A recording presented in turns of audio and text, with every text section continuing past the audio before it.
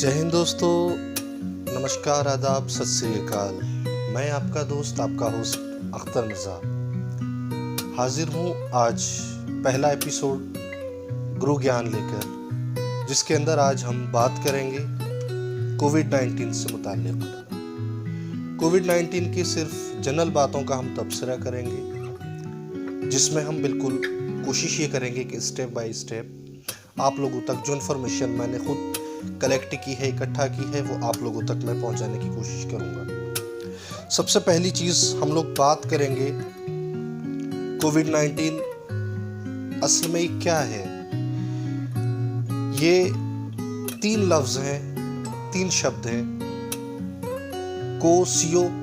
C for corona, CO for corona, VI for virus और D for disease और 19 चूँकि ये 2019 में इसका पता चला चीन के वुहान से, तो इसलिए इसको कोविड-19 का नाम दिया गया और WHO से अप्रूवल हुआ इस बीमारी का नाम कि ये जो बीमारी है वो कोविड-19 है।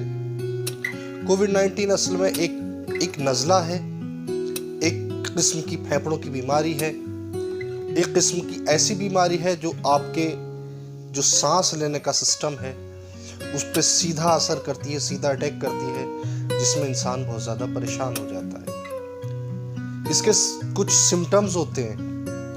हर बीमारी के जिस तरीके से कुछ आसार होते हैं, कुछ सिम्टम्स होते हैं, कुछ लक्षण होते हैं, इसी तरह से इस बीमारी के भी कुछ सिम्टम्स हैं, लक्षण हैं। क्या लक्षण है? जो प्राइमरी सिम्टम्स हैं इसके वो है फीवर यानी कि बुखार, दूसरा ड्राई कफ जो सूखा धसके वाली खांसी इस तरीके से इंसान खांसता है, और तीसरा टायर्डनेस, थकान, एक अजीब सी फीलिंग इंसान की बॉडी के अंदर एक गिरावट सी होती है, वो इसके अंदर होती है। अच्छा, इसके कुछ और भी फैक्टर्स, कुछ और भी सिम्टम्स हैं जिनको लेस कॉमन फैक्टर्स कहा गया है, जैसे एक्स एंड पेन, पूरी बॉडी के अंदर तरह तरह के दर्द होना, एक्स होना तरह तरह के, वो भी इसके सिम्टम्स के अंदर से हैं। सॉर थ्रोट, जो गला होता है, गले के अंदर एक अजीब किस्म की इसमें से खिंचावट, खुश्की, एक अजीब सी इरिटेशन पैदा हो जाती है गले के अंदर, वो भी इस बीमारी का एक हिस्सा है। तीसरा है डायरिया, लूज मोशन हो जाते हैं, जैसे आप कभी कभार इंसान को बदहज़मी हो जाती है, बट इसमें ऐसा नहीं कि आपको बदहज़मी हो गई है, लेकिन ये इसके सिम्टम्स के अंदर से है, कॉमन सिम्टम्स के अंदर से है, पाया गया है बहुत सारे मरीजों के अंदर ये भी। और एक ये है कि हेडेक, सर दर्द इसमें बहुत ज़्यादा रहता है। और इसके अलावा जो एक मेन चीज़ है, मेन रीज़न है जहाँ से मरीज़ खुद भी समझना शुरू कर देता है, loss of taste and loss of smell. इस बीमारी के अंदर, इस मरज़ के अंदर ज़्यादातर ये हो रहा है कि इंसान अपना सूंघने की सलाहियत को खो दे रहा है और टेस्ट भी उसका गायब हो जाता है। ये एक बहुत ख़तरनाक बीमारी है, ये आम बीमारी नहीं है, नॉर्मल बीमारी नहीं है। बहरहाल इस बीमारी को पकड़ने के लिए, जांचने के लिए, क्योंकि जब हम किसी भी बीमारी का इलाज करते हैं तो उस इलाज करने के लिए हमें ये भी जानना होता है कि इस बंदे को ये बीमारी है या नहीं। तो उस बीमारी को जांचने का जो तरीक़ा होता है उसी को टेस्ट या चेकअप कहा जाता है। इसको जांचने के 3 तरीक़े अभी निकाले गए। पहला, इसकी 3 तरह की जांचें हुई हैं। एंटीजन टेस्ट इसका होता है। एंटीजन टेस्ट के अंदर एक ये जनरल सा, सबसे कम रिलायबिलिटी इसकी हम कह सकते हैं, जनरल सा टेस्ट है, जिसमें आपके सलाइवा वगैरह मुंह से या नाक से लिए जाते हैं और वो एक अलग एक इनका लिक्विड होता है मेडिकली, उस लिक्विड के अंदर उसको डाल के फिर एक किट होती है, उसके अंदर डाला जाता है और वो उसका एक सेटअप होता है, वो उस तरीके से। दूसरा सेटअप है RT-PCR। असल में ये RT-PCR है क्या? RT-PCR इसकी जो फुल फॉर्म है वो है reverse transcription पॉलीमराज chain reaction.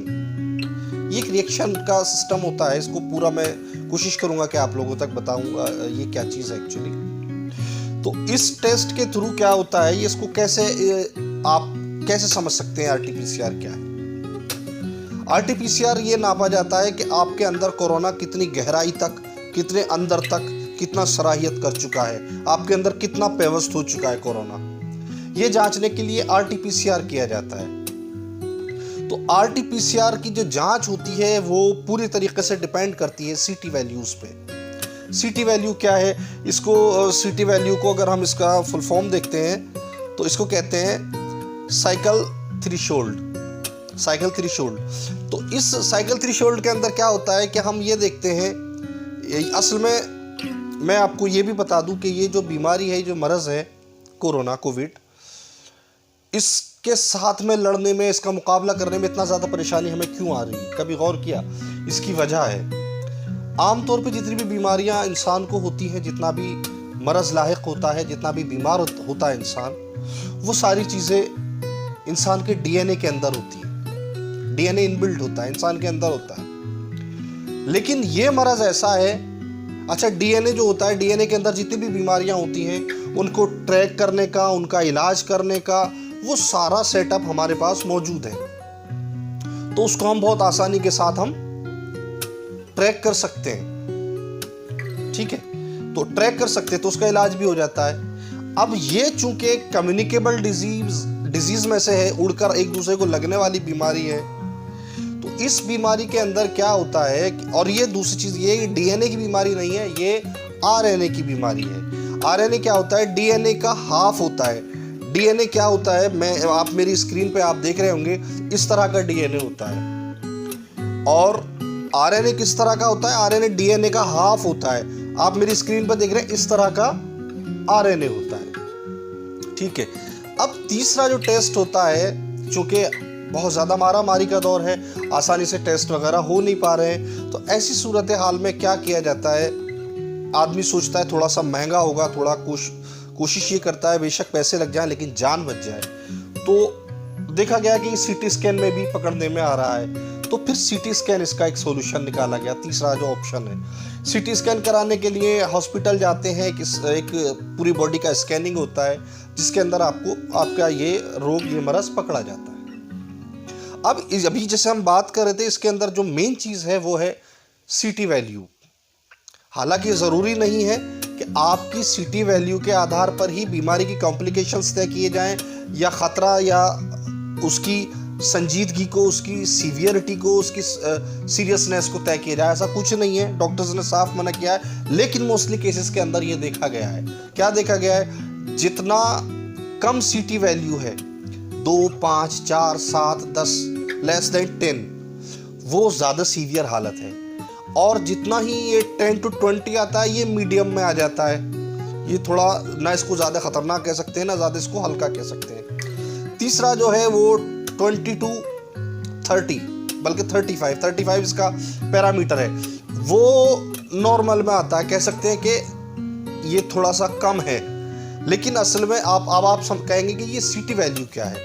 CT value मैं आपको मेडिकल लैंग्वेज में समझाना चाहूँ तो शायद मैं नहीं समझा पाऊँ, क्योंकि मेडिकल का स्टूडेंट मैं नहीं हूँ। लेकिन मैं आपको देसी तरीके से उसकी एक मिसाल देके समझा सकता हूँ। देसी मिसाल उसकी क्या है, आपने और हमने एक मशीन देखी होगी जो हाथ से जूस निकालते हैं, मौसम्बी वगैरह का। तो मौसम्बी का जूस निकालने के लिए हम क्या करते हैं, हमने मौसम्बी को छीलने के बाद मौसम्बी को डाला, और उसके बाद हमने उसको चलाना शुरू कर दिया। और जब हम चलाते हैं, उसके 2, 3, 4, 5, 6 राउंड लेने के बाद जूस आना शुरू हो जाता है। अब फिर हम दूसरा कोई फ्रूट लेते हैं, मसलन सेब लेते हैं, सेब उसी मशीन के अंदर डालते हैं, तो वो कुछ और ज़्यादा 7-8 चक्कर के बाद उसमें से जूस निकलना शुरू हो जाएगा।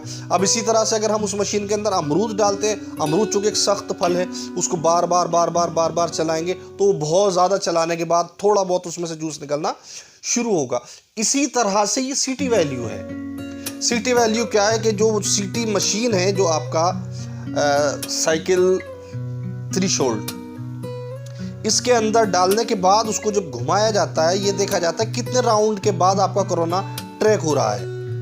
जितने कम राउंड के बाद ट्रैक हो रहा है उतना खतरनाक है, जितने ज़्यादा के बाद हो रहा है वो उतना खतरनाक, उसका थोड़ा सा खतरनाकपन, उसका जो उसकी संजीदगी है, उसकी सीवियरिटी है, वो थोड़ा कम होती चली जाएगी। जैसे एक बंदे का जो CT लेवल है, CT वैल्यू है, वो 5 है, तो वो ज़्यादा ख़तरनाक। इसका मतलब ये है कि जिस्म के अंदर ज़्यादा क्या कहते हैं, कोरोना फैल चुका है। और दूसरा, अगर एक बंदे की 25 या 35, 30 है, 32 है, उतना हो जाता है, इसका मतलब ये अभी शुरुआत है, लेकिन प्रिकॉशन लेना चाहिए।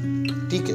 अब इसके बाद चूंकि अस्पतालों में बड़ा बुरा हाल है, आदमी कैसे जाए, अस्पतालों में मारामारी का दौर है, ऐसी सूरत हाल में सबसे आसान तरीका हमारे पास पल्स ऑक्सीमीटर है। पल्स ऑक्सीमीटर के ऊपर 3 चीज़ें हैं, जो तीनों चीज़ें हमें बआसानी बता सकती हैं कि हम कोविड में हैं नहीं हैं, कोविड में हैं तो कितने ख़तरनाक स्तर पे हम पहुंच चुके हैं। पहली चीज़ होती है एसपीओ, सैचुरेटेड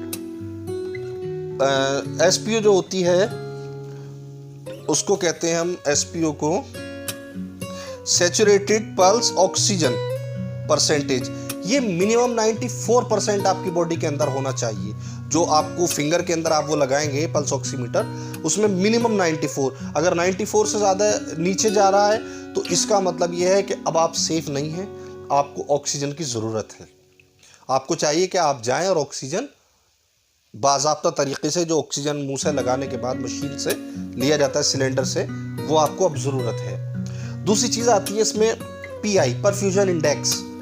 परफ्यूजन इंडेक्स जो है, अगर ये 2 और 20 के दरमियान में है तो आपको इतना ज़्यादा घबराने की ज़रूरत नहीं है। ये तय करता है कि आपकी बॉडी के अंदर ऑक्सीजन कितना अंदर तक जा रहा है, किस लेवल तक जा रहा है। और तीसरा चीज़ होता है पीआर, पल्स रेट।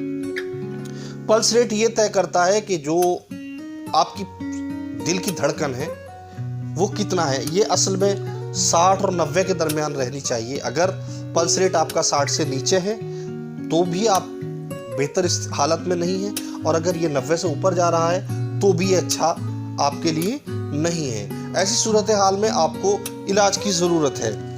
चूँकि आज हमने सिर्फ जनरल बातें इसकी करनी है, जनरल बातें हमने इसकी बताई हैं, इसमें आज हम कोई भी ऐसी चीज़ आपको नहीं बताने की कोशिश करेंगे, नहीं आपसे डिस्कस करने की कोशिश करेंगे कि जो आपको अभी आसानी से समझ में नहीं आया, क्योंकि ज़्यादा लंबा हो जाएगा, लेंथी हो जाएगा। मैं कोशिश करूँगा कि वीडियो को छोटा करूँ। और एक गुजारिश, एक दरख्वास्त है हमारे इस चैनल अख्तर मिर्ज़ा ऑफिशियल को, आपकी मदद की ज़रूरत है। अगर आप चाहें, अगर आपको अच्छा लगे, कंटेंट अच्छा लगे आपको इन्फॉर्मेटिव है, तो हमारे चैनल को ज़रूर सब्सक्राइब कीजिएगा, वीडियो को लाइक ज़रूर कीजिएगा, शेयर कीजिएगा, कमेंट कीजिएगा।